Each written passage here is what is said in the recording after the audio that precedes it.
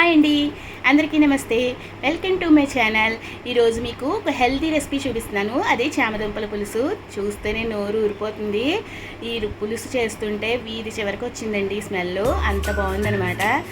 ఈ చామదుంపల్ని ఈజీగానే వాష్ చేసుకోవచ్చు.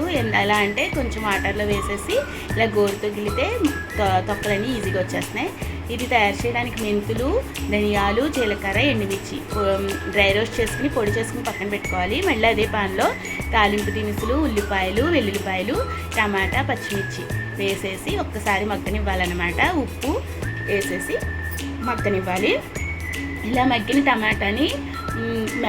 టమాటా స్మాష్ అవుతుందో చూసుకుని కొంచెం తీసుకుని నేను పక్కన పెట్టుకున్నాను అనమాట. అది ఎందుకు అన్నది మీకు ఈ వీడియో లాస్ట్లో చెప్తాను.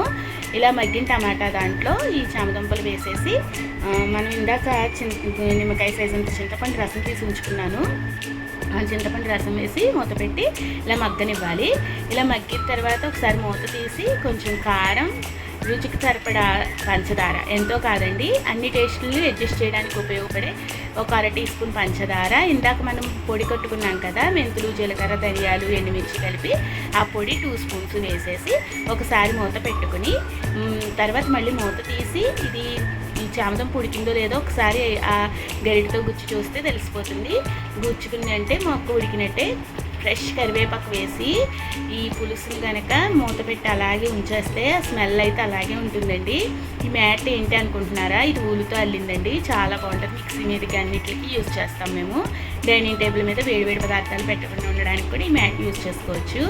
ఇందుకోండి, ఇదేంటంటే ఇందాక నేను కొంచెం మగ్గిన టమాటాలు తీసుకుని పక్కన పెట్టుకున్నాను కదా, అది మజ్జిగ చారుకండి. టమాటా మజ్జిగ చారు చేద్దామని కొంచెం పెరుగు తీసుకుని బిస్కలతో బాగా చిలికి పసుపు, ఉప్పు వేసి ఇందాక టమాటా మగ్గింది ఉంది కదా అది కూడా వేసేసి బాగా కలిపి పక్కన పెట్టుకోవడమే. ఈరోజు అయితే మాకు లంచ్లోకి చామదుంపల పులుసు, మజ్జిగ చారు. వేడివేడి అన్నంలో ఈ చామదుంపల పులుసు వేసుకుని తింటే ఆహా అద్భుతంగా ఉంది అంటారు. ట్రై చేసి చూడండి. ఎలా ఉంచిందో కామెంట్ చేయండి. Thank you for watching.